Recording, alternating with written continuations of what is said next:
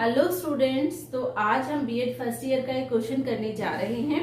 Question को करने से पहले मैं आपको ये समझाने चाहती हूँ कि हम कोई भी क्वेश्चन करें तो हमें उस पूरे क्वेश्चन को 2-3 पेज के क्वेश्चन को लर्न करने की जरूरत नहीं है। अगर आप उस प्रश्न को अच्छे से समझ लेते हैं तो आप सिर्फ उसके मेन पॉइंट्स को एक बार देख लीजिए और उसके अंदर की डिस्क्रिप्शन को आप समझकर खुद अपने शब्दों में लिखिए। तो आज हम यहाँ यही करने वाले हैं। तो क्वेश्चन को शुरू करने से पहले सबसे पहले आप सभी का स्वागत है शिक्षा द एजुकेशन चैनल में। मैं मीनाक्षी आज आपको बीएड फर्स्ट ईयर का ये क्वेश्चन एक्सप्लेन करने वाली हूँ। तो आइए शुरू करते हैं। हमारा प्रश्न है, शिक्षा के साधनों से आप क्या समझते हैं? स्पष्ट कीजिए। शिक्षा के साधनों का वर्गीकरण कीजिए। तो सबसे पहले तो जैसे आप प्रश्न को देख रहे हैं, प्रश्न जो है वो 2 भागों में विभाजित है। पहले भाग में हमसे पूछा गया है कि शिक्षा के साधनों से आप क्या समझते हैं।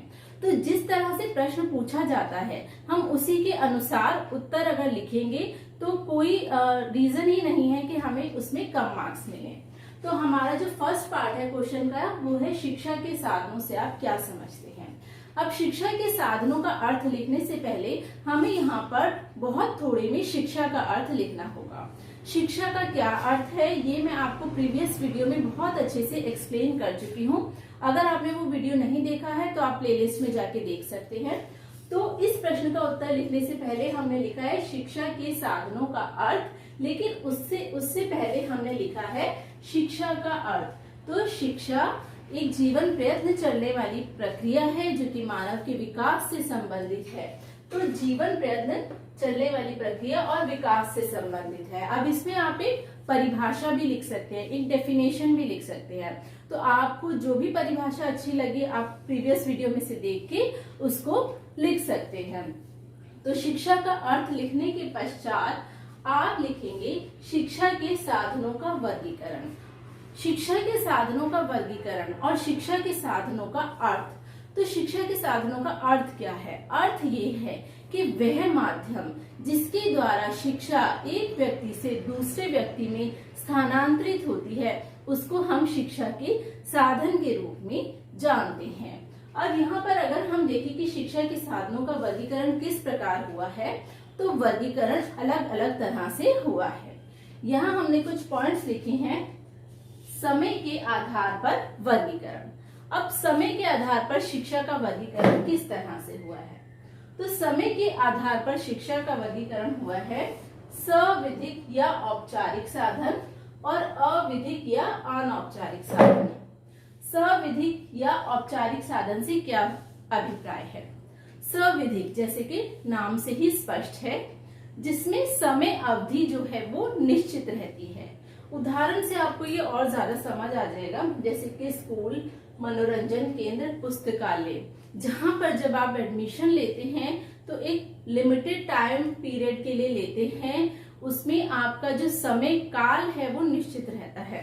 फॉर एग्जाम्पल आपको पता है कि मुझे 1 साल में कक्षा 5, कक्षा 6, कक्षा 7 पास करनी है, तो वो समय जो है वो निश्चित रहता है। और ये औपचारिक साधन है। इसका क्या मतलब है कि आपको वहां पे औपचारिक रूप से एडमिशन लेना पड़ता है और उसके बाद ही आपकी शिक्षा जो है वो आरंभ होती है। दूसरा है हमारा अविधिक साधन या अनौपचारिक साधन। अविधिक साधन या अनौपचारिक साधन से हमारा अभिप्राय है जिसमें टाइम लिमिट निश्चित नहीं होती, टाइम बाउंडेड नहीं होता। ये जैसे कि परिवार, समुदाय या धर्म। हम अपने परिवार में जो शिक्षा ग्रहण करते हैं उसके लिए हमें वहाँ एडमिशन नहीं लेना पड़ता, हमारा टाइम पीरियड निश्चित नहीं होता, जीवन पर्यंत हमारी शिक्षा जो है वो चलती रहती है।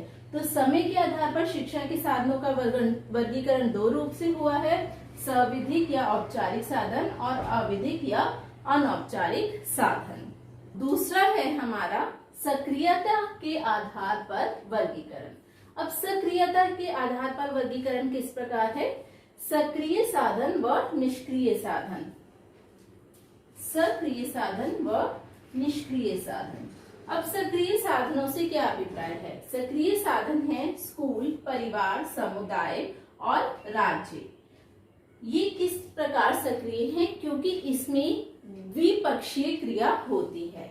अर्थात एक व्यक्ति शिक्षा दे रहा है और दूसरा ग्रहण कर रहा है। अगर उसे शिक्षा प्राप्ति में कोई कठिनाई है तो वो प्रश्न कर सकता है। मीन्स जो कम्युनिकेशन है वो टू वे कम्युनिकेशन इसमें होता है सक्रिय साधन में। जैसे कि स्कूल में टीचर और स्टूडेंट का, परिवार में परिवार के सदस्यों और बालक का या अन्य सदस्यों का। तो इस प्रकार से सक्रियता के आधार पर सक्रिय साधन, हम उन साधनों को कहते हैं जिनके द्वारा द्विपक्षीय कम्युनिकेशन होता है, द्विपक्षीय शिक्षा का आदान प्रदान होता है। इसके विपरीत निष्क्रिय साधन शिक्षा के वे साधन हैं जहां केवल एक ही पक्ष जो है वो क्रियाशील रहता है। उदाहरणार्थ सिनेमा, टेलीविजन, रेडियो व समाचार पत्र। यहाँ ये होता है कि समाचार पत्र में बहुत सारा ज्ञान होता है, परंतु वो समाचार पत्र की तरफ से ही दिया जाता है। अगर बालक को या स्टूडेंट को कोई प्रॉब्लम है तो वो अपना क्वेश्चन समाचार पत्र से नहीं पूछ सकता। तो इस प्रकार से सिनेमा, टेलीविजन, रेडियो, समाचार पत्र हालांकि बहुत सारे ज्ञान का स्रोत है, लेकिन वह निष्क्रिय साधनों के अंतर्गत आते हैं, क्योंकि वहां पर एक पक्षीय ज्ञान प्रदान किया जाता है, एक तरफा ज्ञान प्रदान किया जाता है। तो अभी तक हमने दो तरह से शिक्षा के साधनों का वर्गीकरण देखा, समय के आधार पर व सक्रियता के आधार पर। थर्ड हमारा आता है ब्राउन के अनुसार। ब्राउन एक शिक्षाविद थे, उन्होंने शिक्षा के साधनों को 4 प्रकार से वर्गीकृत किया। ये बहुत ही विस्तृत वर्गीकरण है। आप देखते हैं इन्होंने इन सब का समावेश करके किस प्रकार से शिक्षा का वर्गीकरण किया है।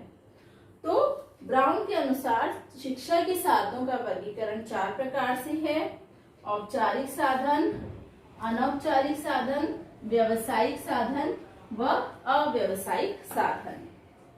औपचारिक साधन जैसे कि मैं आपको पहले भी एक्सप्लेन कर चुकी हूँ, इसके अंतर्गत औपचारिक रूप से एडमिशन लेना पड़ता है, समय अवधि निश्चित होती है, स्कूल, धार्मिक संस्थाएं, वैचित्र संग्रहालय, पुस्तकालय इसके उदाहरण हैं।